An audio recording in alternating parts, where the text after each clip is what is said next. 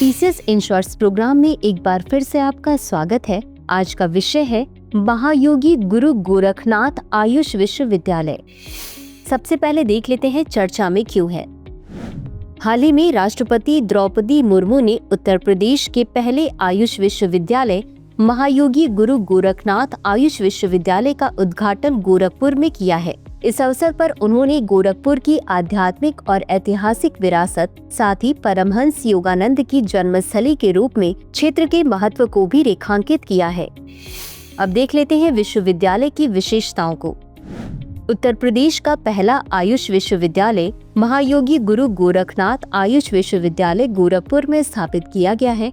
इसका उद्देश्य आयुर्वेद, योग, प्राकृतिक चिकित्सा, यूनानी, सिद्ध और होम्योपैथी चिकित्सा पद्धतियों के शिक्षा, अनुसंधान और प्रसार को बढ़ावा देना है। विश्वविद्यालय का नाम महान योगी और नाथ परंपरा के प्रवर्तक गुरु गोरखनाथ के नाम पर रखा गया है, जिससे क्षेत्र की सांस्कृतिक और आध्यात्मिक विरासत को सम्मान मिला है।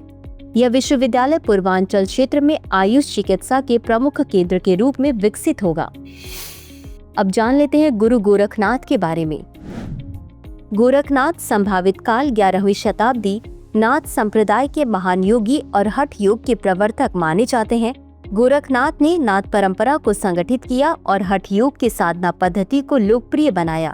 गोरखपुर को उनकी तपोस्थली माना जाता है, जहां गोरखनाथ मंदिर स्थित है और देश विदेश से श्रद्धालु यहां आते हैं।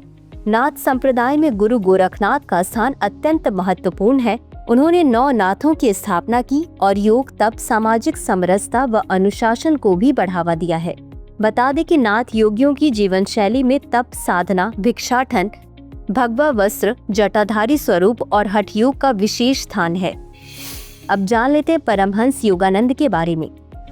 परमहंस योगानंद पश्चिम में भारतीय योग और आध्यात्मिकता के प्रचारक, विश्व प्रसिद्ध योग गुरु थे। वे गोरखपुर में जन्मे थे और पश्चिमी देशों में स्थायी रूप से निवास स्थापित करने वाले पहले भारतीय योगी बने। उन्होंने क्रिया योग, ध्यान और सार्वभौमिक आध्यात्मिकता के संदेश को पूरी दुनिया में फैलाया।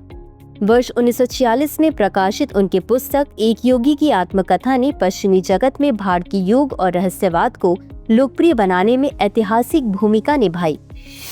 इसी के साथ अंत में देख लेते हैं आज के अभ्यास प्रश्न को। परमहंस योगानंद के संदर्भ में निम्नलिखित कथनों पर विचार करें। 1. परमहंस योगानंद पश्चिम में भारतीय योग और आध्यात्मिकता के प्रचारक, विश्व प्रसिद्ध योग गुरु थे। 2. वे गोरखपुर में जन्मे थे और पश्चिमी देशों में स्थायी रूप से निवास स्थापित करने वाले पहले भारतीय योगी बने। उपर्युक्त में से कौन सा या कौन से कथन सही है या सही है? A केवल 1, B केवल 2, C 1 और 2 दोनों, D न तो 1 और न ही 2। इस प्रश्न का उत्तर कमेंट बॉक्स में जरूर दें। अभी के लिए बस इतना ही। धन्यवाद।